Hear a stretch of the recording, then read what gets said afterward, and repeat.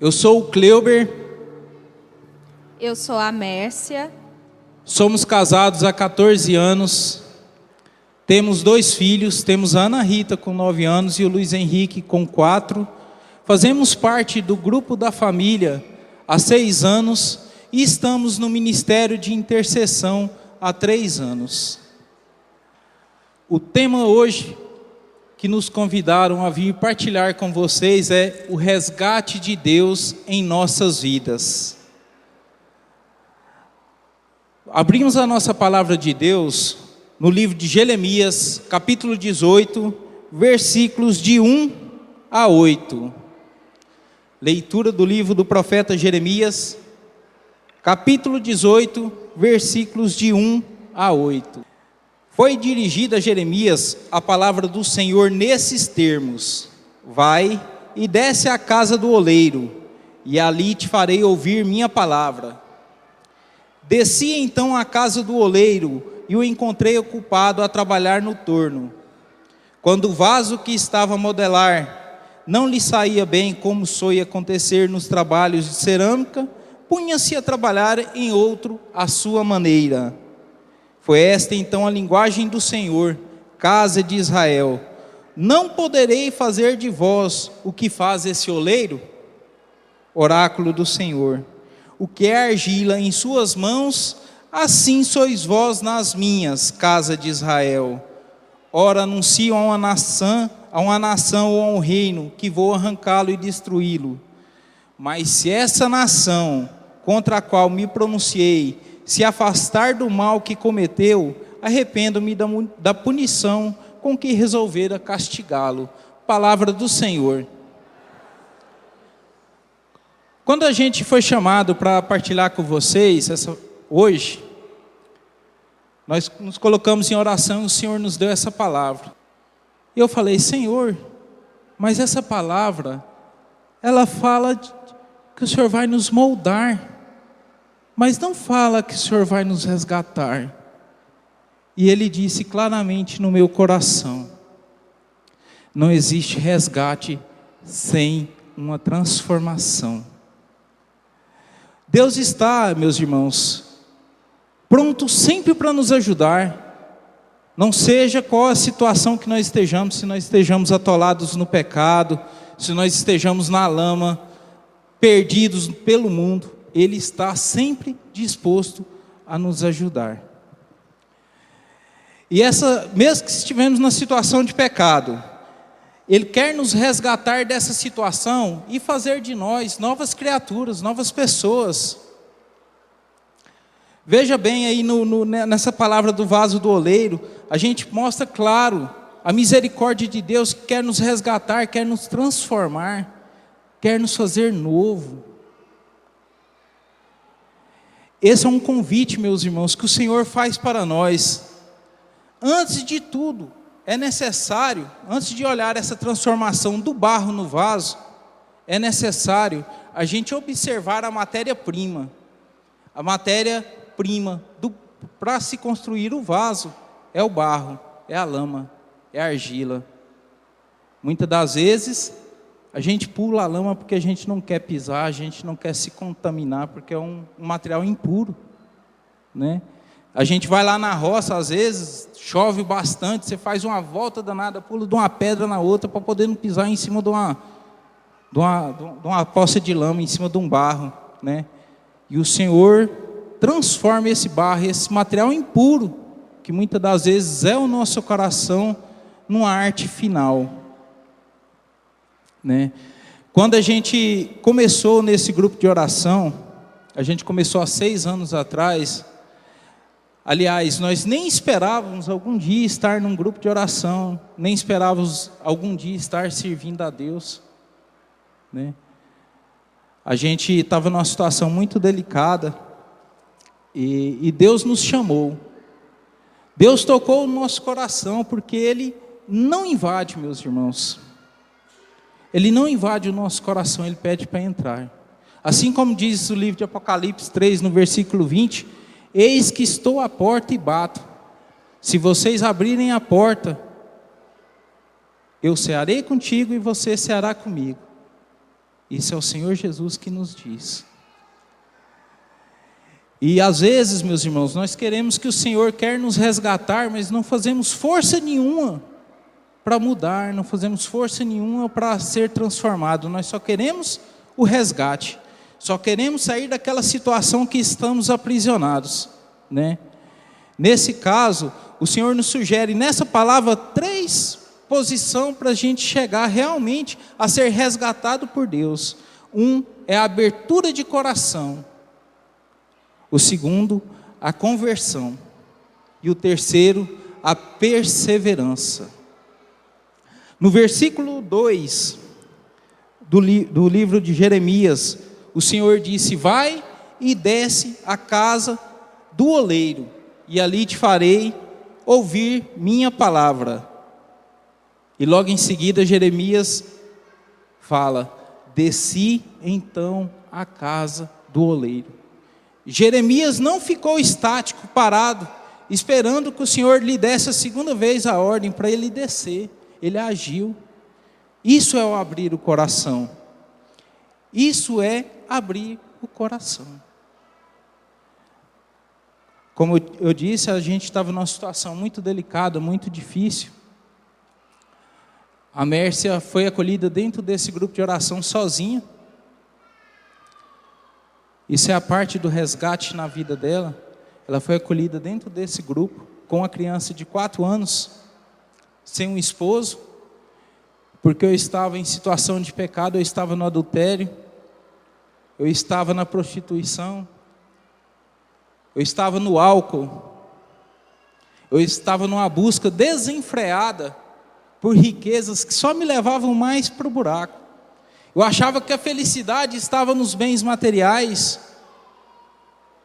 E muitas das vezes eu machuquei muito minha esposa, porque eu achava ela um zero à esquerda. E ela foi acolhida. Igual ele conta que ele está falando, é verdade. Quando eu cheguei aqui, eu estava totalmente sem chão. A minha casa tinha sido destruída pelo nosso divórcio. Eu tinha uma menina de 4 anos, que era minha companheira. Ela era minha companheira e a dele, porque quando ele vinha lá do outro estado que ele estava, ele pegava ela comigo e ficava com ela também, que a guarda era compartilhada. E eu peguei e falei, eu não tinha força para nada. E Deus põe anjos na vida da gente. E ele colocou uma comadre minha, que já participava desse grupo de oração, e ela me chamou. Ela falou assim: hoje, o que você vai fazer hoje? Eu falei: vou chorar. Porque eu não tinha o que fazer. Era chorar. E ela falou: não, então não fica chorando aí sozinha, não. Se arruma, vem comigo. Era véspera de Ano Novo. E o grupo de partilha que ela participava, do nosso pastor Diego e Gisele, né, na época estava pegando o pastoreio, né, e ia se reunir. E eu falei: não, eu não vou, não, você vai. Vamos comigo, não fica chorando sozinha, não. E foi aí que eu conheci uma comunidade, né? Essa comunidade tão bonita que a gente vê, com um irmão amparando o outro. E eu não conhecia aquilo. Foi a primeira vez que eu participei. E todo mundo naquela alegria, e eu não entendia, gente, da onde que vem tanta alegria? Mas sem conhecer verdadeiramente Deus, eu não sabia que aquela alegria podia existir. E foi ali que eu me vi, no meio daquelas pessoas alegres, sem bebidas, só na alegria em Deus. E naquele dia foi um dia muito triste para mim, porque o Cleuber tinha vindo passar o final de ano com a minha filha, com a outra pessoa, né, que ele estava. Então, aquilo para mim foi muito doído.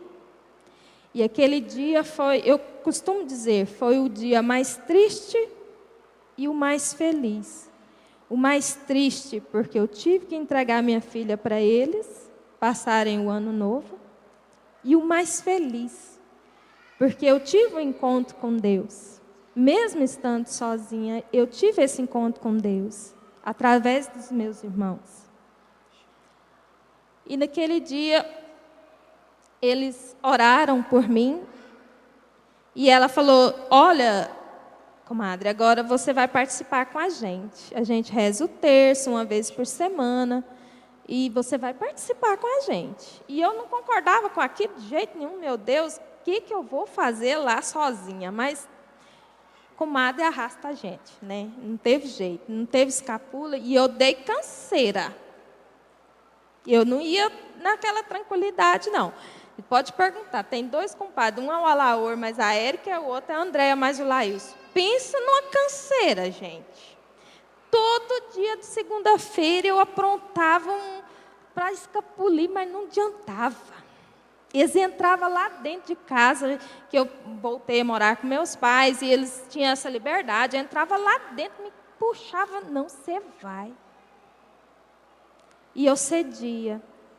Mas eu já não estava percebendo que aquilo já fazia parte da minha abertura de coração para procurar a Deus.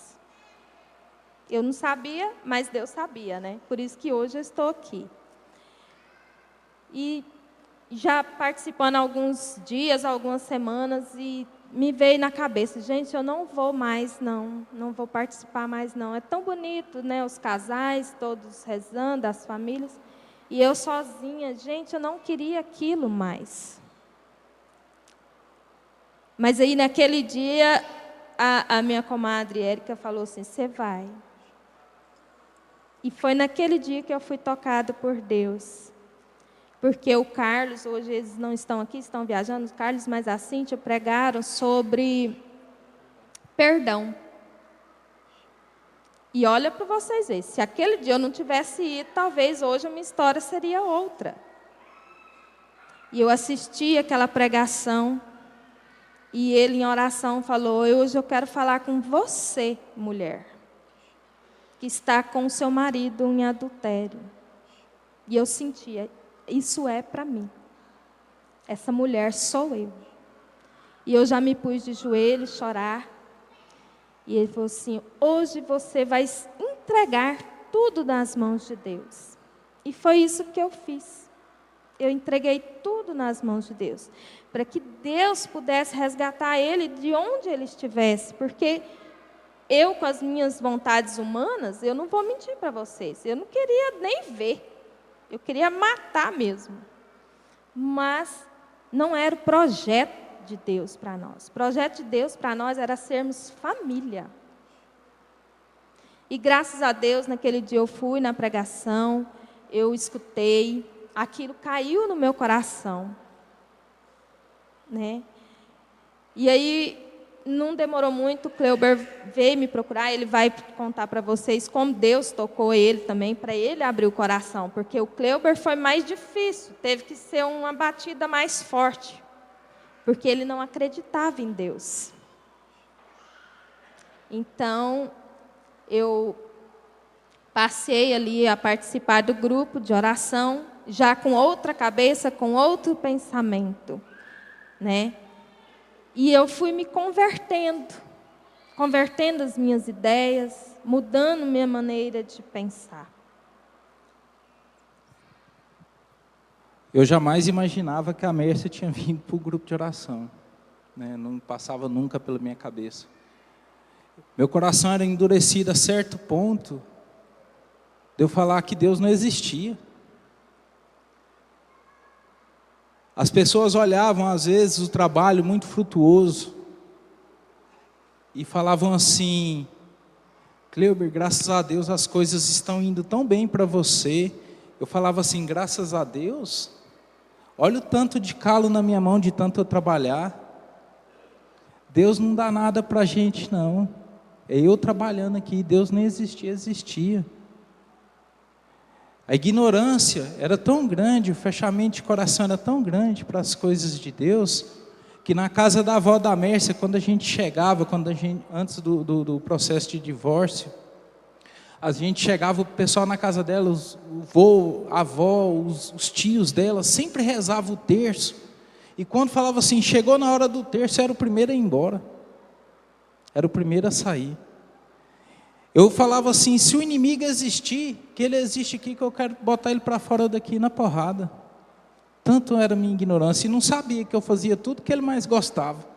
Tudo que ele queria. Era comandado. Então meu coração era muito endurecido. Então quando Deus bateu no meu coração, bateu na minha porta, Ele bateu com mais força um pouquinho. Acho que deu umas pancadinhas mais forte. E começou tudo com a palavra de Deus.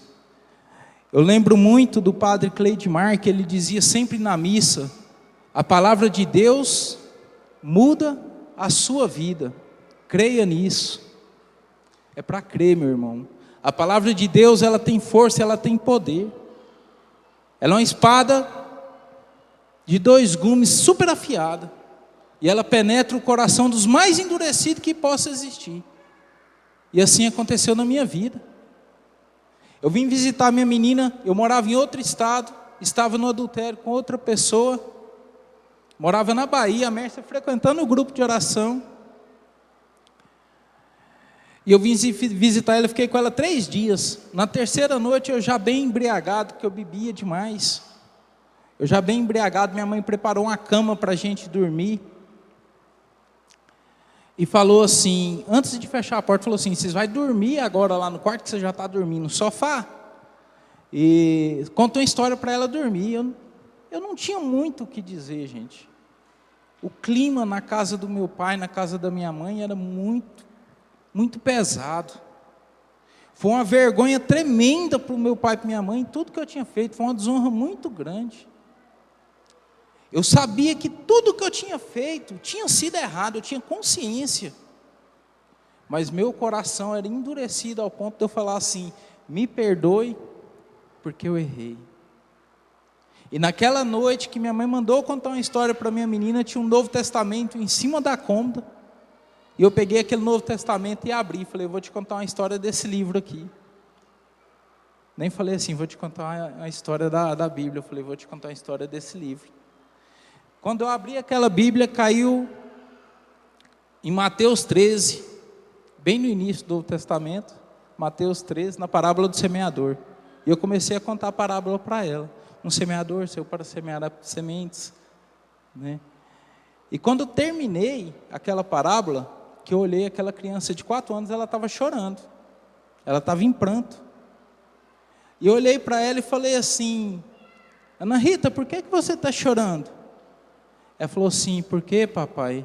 Porque a sementinha caiu entre os espinhos. Mesmo na minha cegueira espiritual, mesmo no álcool, naquele instante eu senti que aquela palavra tinha sido direcionada diretamente para mim, que eu comecei a chorar. E olhei para ela e falei assim: eu queria que você me perdoe por todo o mal que o papai causou para você e para sua mãe. Depois eu partilhando com o padre, ele diz que quando Deus bateu, só foi possível a minha restauração e a da minha família devido ao pedido de perdão. Olha, ver como casa. A Mércia tinha ouvido uma pregação sobre o perdão e eu estava aberto a pedir o perdão. É a abertura de coração, meu irmão.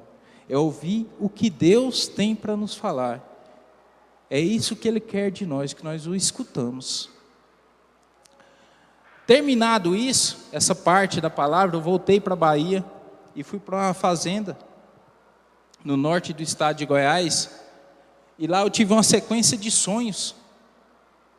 O primeiro sonho que eu tive foi que a Mércia tinha morrido num acidente de carro. E veio muito forte assim no meu coração: como que eu posso perder alguém que eu já perdi, que eu já joguei fora? Coincidiu naquele dia que eu entrei em contato com ela, ela estranhou entrar em contato com ela.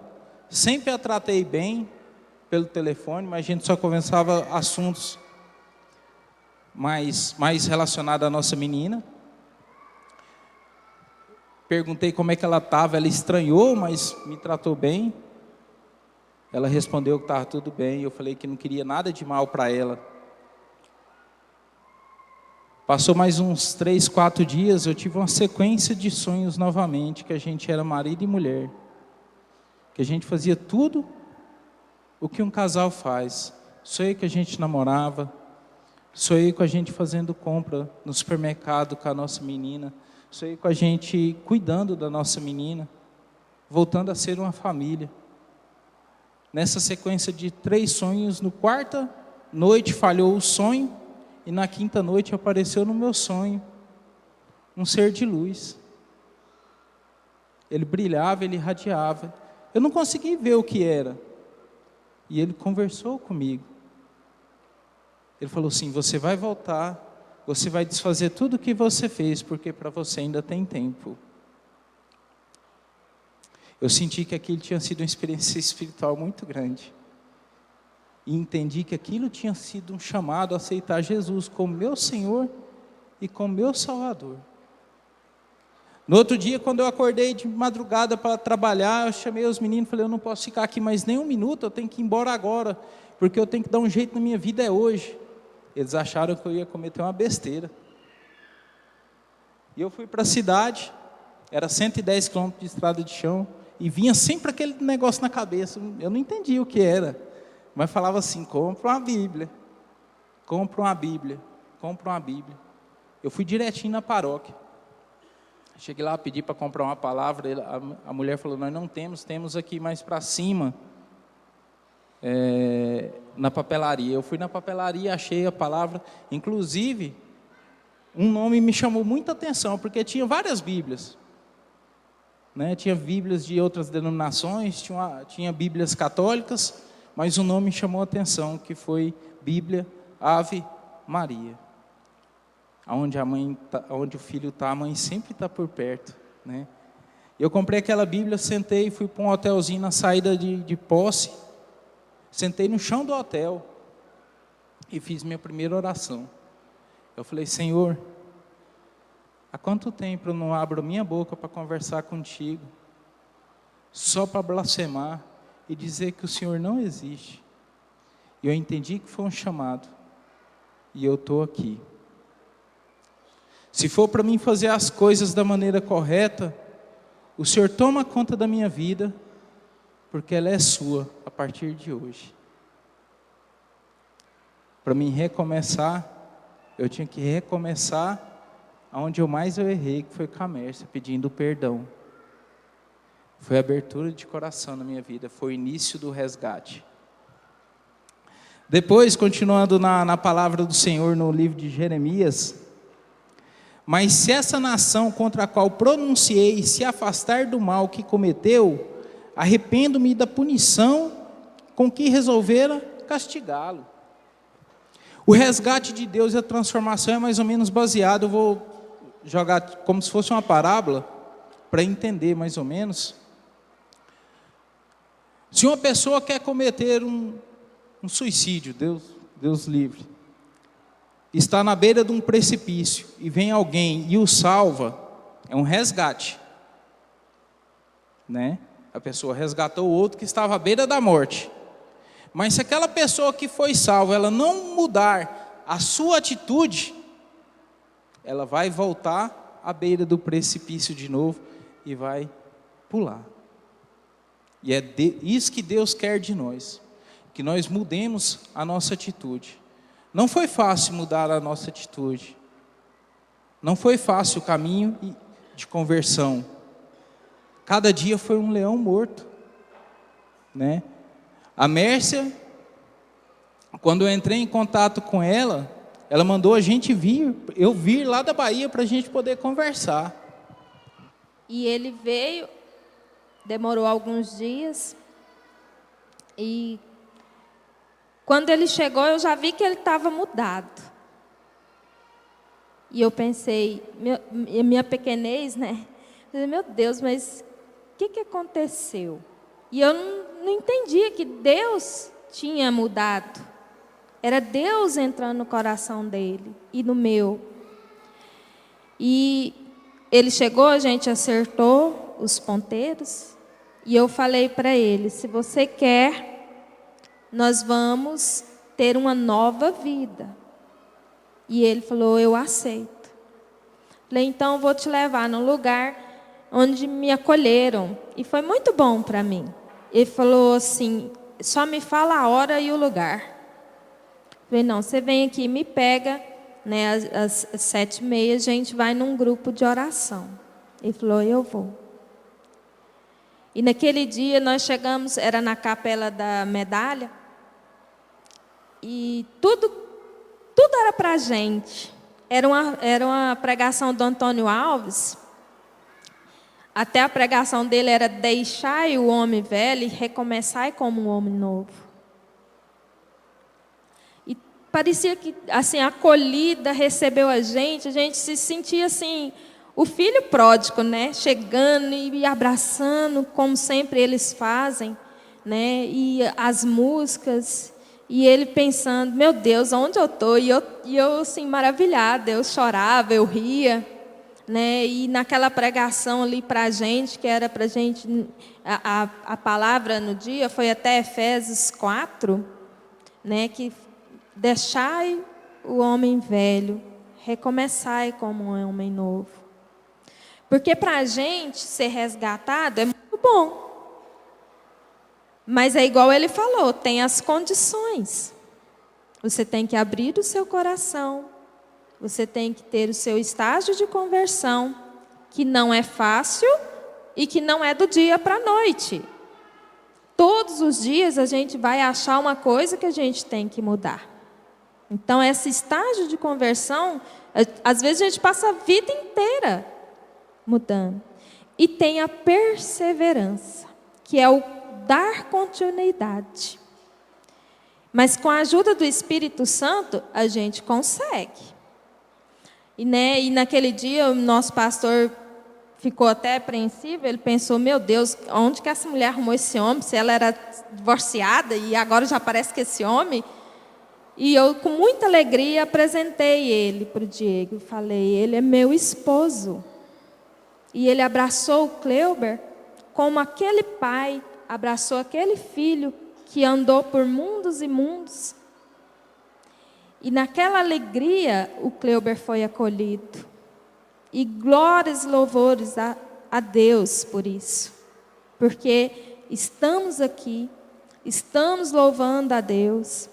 Para nós é uma imensa alegria vir para o grupo de oração, participar das Santas Missas. Gente, a primeira vez quando a gente voltou, a gente veio confessar, que eu fui comungar, eu chorei a missa inteira.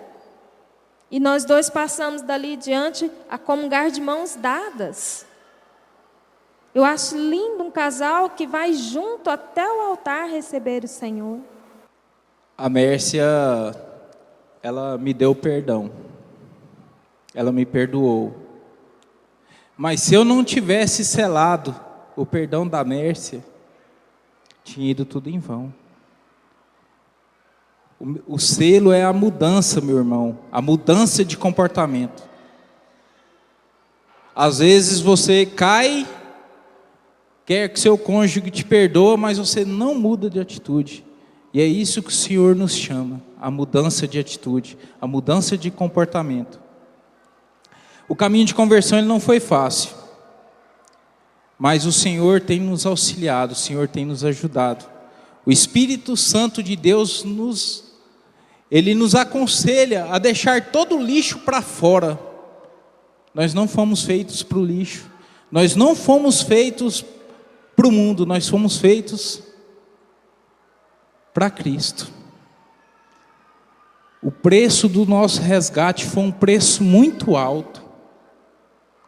Foi o preço da cruz. Uma das coisas mais difíceis que eu achei de vencer nessa batalha foi o álcool. Eu bebia muito.